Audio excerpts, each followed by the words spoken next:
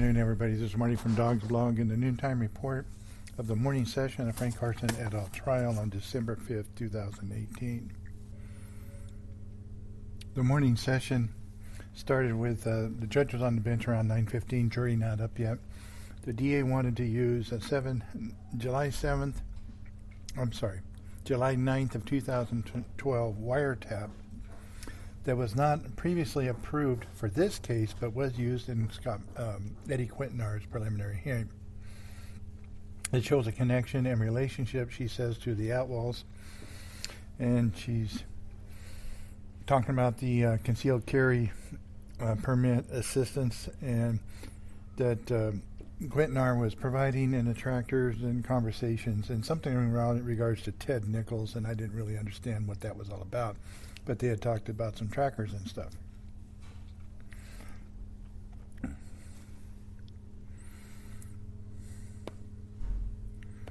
Marlissa Ferreira continued in her Eddie Quintanar defamation attempts that there is no dispute of there were guns. Janiga said there's no dispute of guns in part at the pop and cork and such. That's been established before. But Marlissa Ferreira said she wanted to Quintanar was giving up law enforcement information to friends, namely the Outlaws, in regards to some of the tracking and the surveillance that they may be doing. Still, it says it does not. She does not talk about the word guns at Pop and Cork, just references to that. Attorney Hans argued that it's not allowed as prejudicial under 352 of the Evidence Code is prejudicial. The DA is the comments that she is choosing, that she's saying that Quintanar made is no indication Quintanar knows it was law enforcement officers following the Outlaws. There's nothing new in this information. Daljeet Atwal felt someone was following him late at night after closing store. He had no indication, nor did Quintanar. It was law enforcement. Judge Aniga always, again, admonished the DA for bringing new information to court at the last minute. She said this could have been sent through the emails and notifications and stuff last night. It was not done through by the DA, but again, she admonishes but doesn't do anything about it. So finally the jury comes up at 9:32. Eddie Quintanar back on the stand in regards to that he saw, she was asking about he saw two guns at Pop and Cork in the locked room. It was a cooler or something in the back or locked room. And there was video equipment there, and he knew that they were recording in that back room. He had seen the video being played by Daljeet. He never mentioned how long the videos are kept on the DVR, and he never asked if they preserved those videos for any time after that. He saw the video at the front of the store. It was an unknown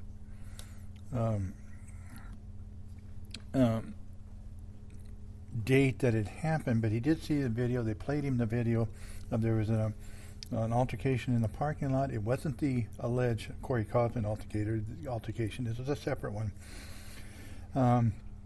He was not sure if it was prior to 3/30 of 2012 or after or before 7/15 of 2012. He did not go to Pop and Cork after the search warrants once he retrieved his gun.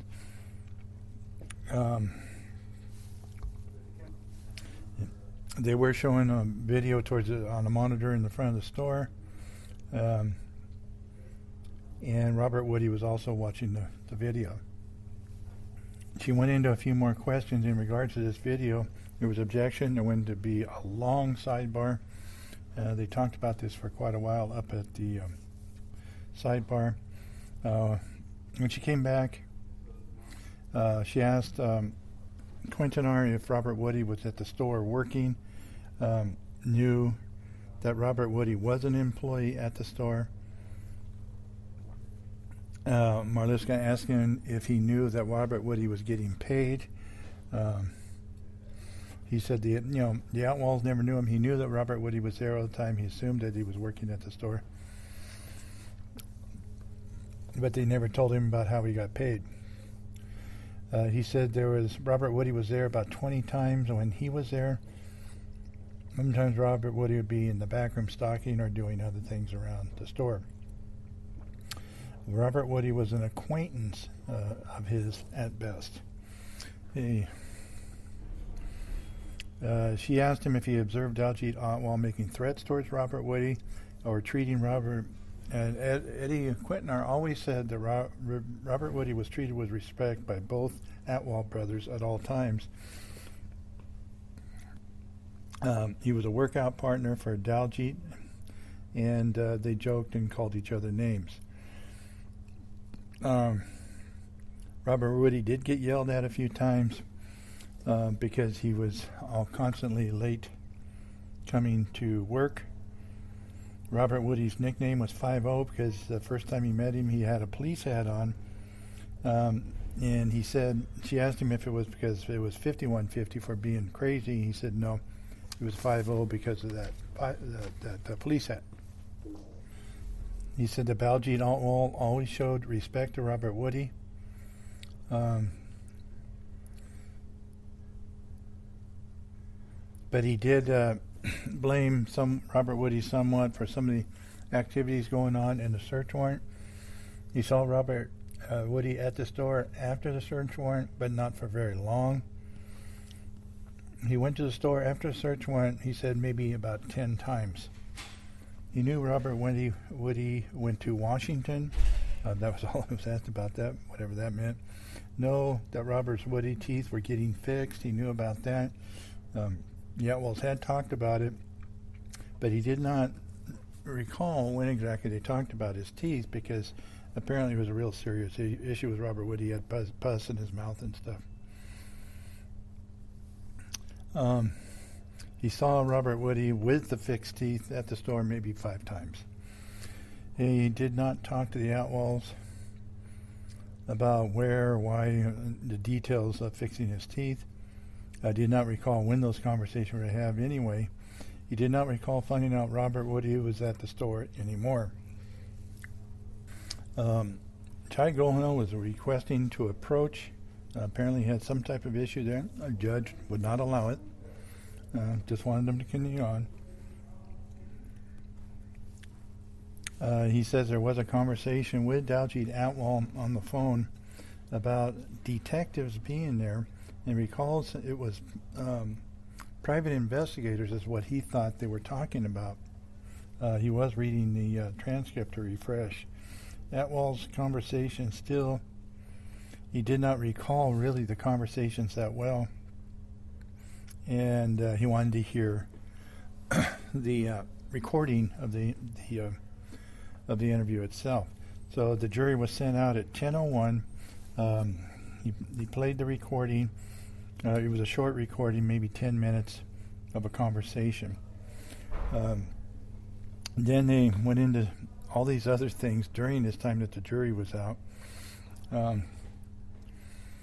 And Judge Inigo was talking to Jai Gohil about his Robert Woody question and Jai Gohil said there was no basis for the DA to ask about Robert Woody and Quintanar.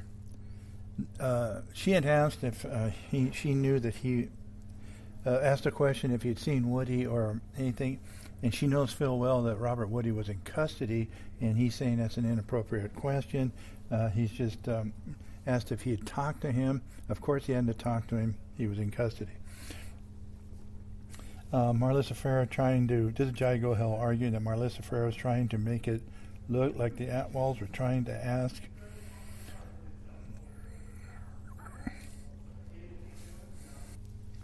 the DA was asking questions that put Edward Quintanar in a position where he may not have an answer, and it was inappropriate. And he says, again, it's misconduct.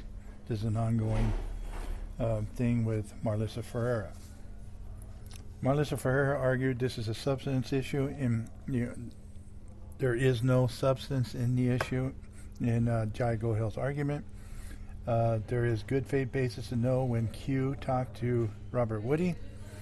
Quintanar admitted he had been there 5 times after the search warrant. Jai Gohil is making an objection to interrupt her cross-examination with no good basis. She's amazing at the things she'll say. Jai Gohil argued a question with no good faith basis cannot be asked. And she still has not answered why she asked him that question, and she didn't. When Quintanar found out is not relevant to the things at hand here. Judge Zuniga says she understands what the DA is trying to do, but it came out all wrong. She's enabling again. This is a jewel of a judge for the district attorney's office. Marlissa Ferreira says she does not believe that Quintanar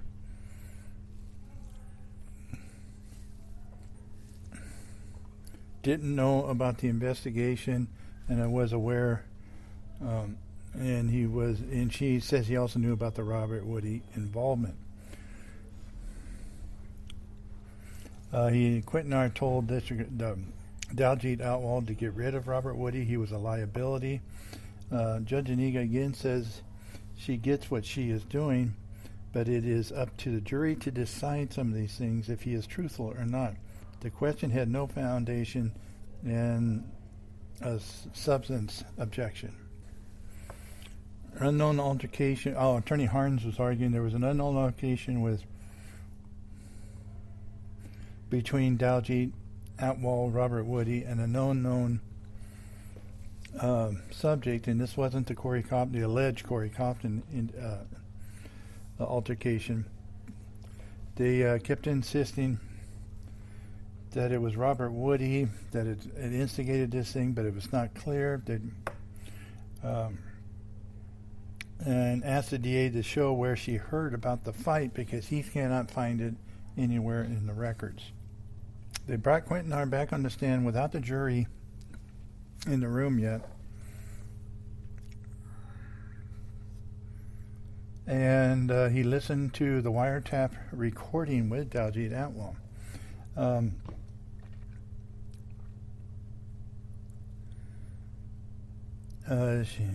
She did ask him, Marlissa Ferreira did ask him if he saw the fight in the video that occurred in the parking lot, and they were making hand signals as, like he was saying, like for them to whoever it was to leave. There was no audio on it.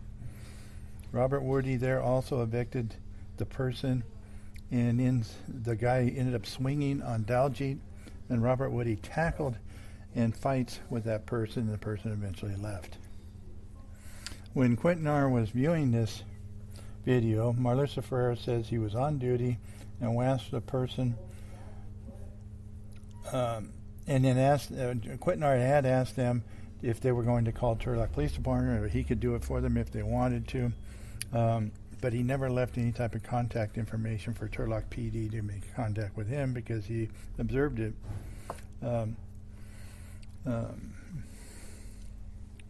Remember, the jury is still not in the room, and Attorney Hans, Quintanar was taken off the stand and asked to step outside again.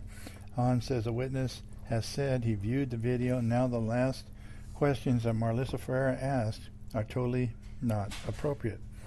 It was unknown when this happened, and the questions are not relevant to any of these issues. Marlissa Ferreira has not given a citation of where in the transcript that the statements are about this fight. He's still waiting for her to give that information. Marlissa Ferreira said it was not the Corey Kaufman altercation, but it was another one, and she's not claiming it was Corey Kaufman. It was a separate incident. She says a jury looking at a law enforcement officer, he's not in his beat, saw an altercation, and did not act. Police officers would have stayed. A normal police officer would have stayed, and Quintanar's answers are all questionable. They are trying to establish that Q engaged in activity of promoting or protecting his friend and not act in the proper conduct as a law enforcement officer. goes to credibility. It goes to, Hans argues that it goes to Q's credibility. It does not go to the Daljeet Atwal or anybody else's credibility at Poppenkork. It's not relevant. Judge Aniga said this officer has had memory fails and it's up to the jurors to decide whether he's credible or not. It goes to credibility. The jury came back at 10:57. Eddie Quintanar on the stand, and to be honest with you, I think Eddie Quintanar is doing the best he can. It's been 6 years. He's having memory recall. This does not appear, in my opinion, to be anything about the Carson case. This Eddie Quintanar has a pending lawsuit against Stanislaus County, and I think this is a fishing expedition for such. Also noted in the audience yesterday and today was an attorney from the Civil Service Commission who is taking a lot of notes on Eddie Quintanar's testimony. Remember, he has a State Resources Board hearing to get his job back in February, and this is probably some foundation for that. Marlissa Ferrer is trying to bring up a bunch of dirt on this because there has been nothing here of any substance towards Frank Carson or the Atwals. This is all about Eddie Quintanar, and she's trying to disparage him. So we came back from break, and he had listened to that wiretap between him and Daljeet Atwal. Atwal kept talking about the fucking detective, and Eddie said, the detective, question mark? Daljeet Atwal said, yeah. They called him some names, and a detective means that it's someone in law enforcement. He did not say private investigators in the beginning. Again, they talked about the video and what he observed on the video, and it was outside of the store when that had happened. He was on the inside, but I don't believe it was occurring at the time. I believe he was watching a recording of the video, but I don't know for sure. He did not recognize the unknown person that was involved, that they had evicted from the store. He did not call police. Marlissa Ferrer, trying to disparage him quite a bit here, asked Daljeet Atwal if they had called the police department. He said they had. The Turlock Police Department was on the way. Eddie Quintanar did not stick around for the law enforcement to show up, and he did. He went back to work. He was on duty at the time, and he went back to work. She asked him if he ever talked to Turlock Police Department. He said they never called him as a witness. Quintanar and Daljeet Atwal. She asked him if they had an agreement to notify him once they got there. He said there was no such agreement or anything like that. They never talked about it.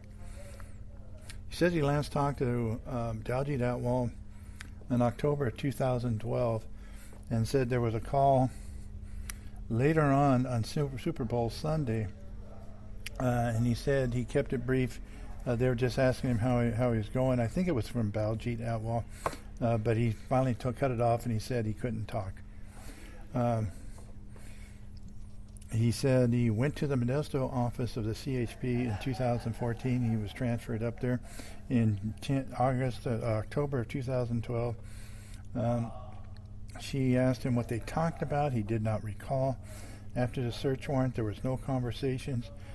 Around September 2012, he talked to Daljeet Atwal. He said he went to the store. Apparently, he had some money that he had to return to them. They didn't say what it was about, but he had to return some money. The DA investigators, they asked if he was shown, or Daljeet Atwal, showed Eddie Quintanar the search warrant. It was 7/15 of 2012 search warrant, and they were looking for a body. He did not recall the charges, but he figured it was probably a homicide case. He did receive a letter of intercept on a wiretap where there were, is what they street name is called a love letter, that you were talking to somebody that is a subject of wiretap. If you call that phone, you will get a notification that your call had been intercepted. When he was called in on Super Bowl Sunday, probably around, he said it was 2014, he thinks. It was on a cell phone. He did not recall the phone number, and he was asked if there was a different phone number that was used. He didn't remember anybody's phone number at that point. Anyway, she went back to ask him about 7/12 of 2012. If they wanted to talk about Frank Carson, he did not recall. And did Daljeet Atwal say that they knew Frank Carson? And he said, yeah, they talked about that they knew Frank Carson, but he did not know Frank Carson at that time. The DA, Marlissa Frere asked him, did you think you know something at that time? And he had to read the transcript, review. He was, this was 6 years ago. He's having trouble recalling a lot of this stuff. He knew the police were investigating. It was in regard to something that happened on Frank Carson's property, allegedly. Quintanar's only response was, yeah, in regards to Frank Carson in the conversation with Daljeet Atwal, but he still says he did not know him. Was he asked to not say... he was asked if he told Daljeet Atwal not to say anything to the investigators, because he said he thought they were private investigators, not law enforcement. He didn't know who know what and who they exactly where they were. He asked Daljeet Atwal if they think that they did something. And again, there was nothing about Frank Carson or a missing person case that he knew anything about. Quintanar was just trying to figure out what he was talking about, is what he said on the stand. Why are they thinking you did something to him? And he didn't get a response. They said they don't know. Or he said he recalls that Daljeet Atwal talking about law enforcement officers bugging their cars or phones and putting trackers and such all the time. Daljeet Atwal said they were talking about the missing person of Corey Kaufman. Quintanar said he did not see any flyer at the store in regards to Corey Kaufman, nor did he see a donation box at the store in regards to Corey Kaufman. Marlissa Frere asked him if he knew that Frank Carson had represented Woody on a criminal case, and he knew that Daljeet had gotten Frank Carson to handle the case. It was some type of a stolen property case. It along with Robert Woody's brother.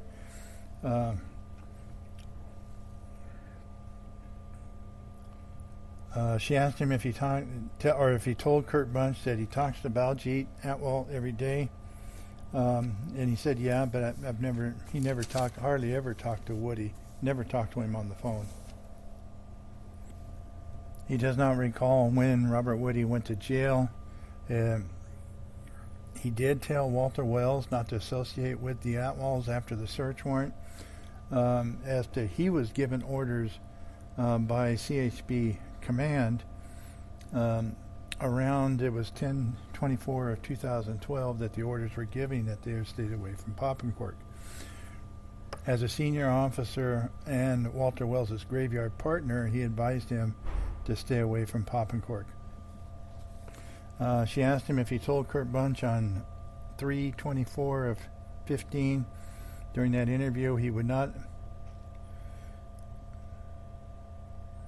There was an offer by Walter Wells that called him that they were suing the county and Eddie Quintanar wanted to get involved in the lawsuit. He said he was not interested in doing anything like that. He just wanted to move on to other things. He last spoke to Daljeet Atwal, or asked if he told Kurt Bunch when he last told Atwal's, but he'd broken off all communications, he said, right after the search warrant, but had a couple of minor conversations apparently since then. He says he was trying to remember at the time during that interview, and he did correct it with Kurt Bunch. There are some issues that had to be dealt with. The jury was sent out at 11:47 out to lunch, and Marlissa Ferreira made an argument because there are some issues that they had to skip over because they didn't want to stop at the time. Marlissa Ferreira was talking about the Super Bowl call, and Daljeet Atwal had changed his phone number, and it goes to Daljeet Atwal's state of mind. On 3/24 of 15, when that was a Kurt Bunch interview, Daljeet, somebody had said, and I was kind of confused about how they were doing this, that there was an injury to Daljeet's head and in hand or something, and notice a change in the Atwals were getting more aggressive, and there was an injury to his hand, and supposedly there was an accident, something that happened in Sacramento with Daljeet Atwal and a couple tweakers, and they got in an altercation up there and had some injuries. But the judge did say that this injury to his head and notice change in the Atwal's getting more aggressive and such, where the judge said that's improper character evidence, and she's not going to allow her to go into that. That's already been ruled on. Attorney Hans made an argument that with the phone call with a different phone number, Eddie Quintanar would have no way of knowing that there's a number change if he hadn't had any contact. The injuries to the head and hand are not relevant, but the judge already said she can't go into it.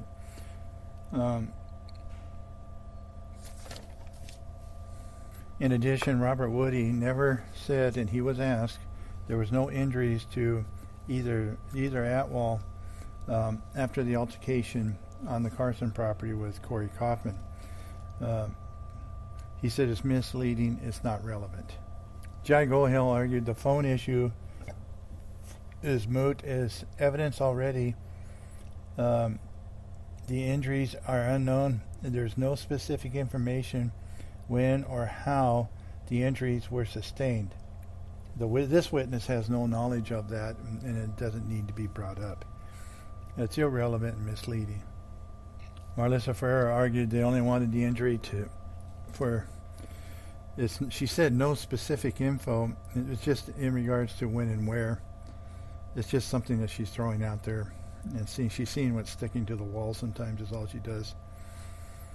She says it's relevant info, and it's a time frame, and with what was said with Scott Rollins in his view of the video with the altercation, of the allegedly altercation with Corey Kaufman. There are reference points to nail down some of these dates. Scott McFarland said injuries were near the time of the homicide. Attorney Hans again said Robert Woody did not indicate any injuries, and he was specifically asked, and he said there were none. So that was the lunch break. It's a fishing expedition, and nothing, in my opinion, really applied to anybody on trial in this case. But like I said, there is a lawsuit pending. It's a fishing expedition. Eddie Quintanar has filed a lawsuit against the county. In addition, they have a civil service attorney in the back of the room taking notes and wondering what it is because of his hearing coming up. My guess is because of his hearing coming up in February.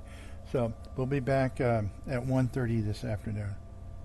Don't forget the podcast tonight.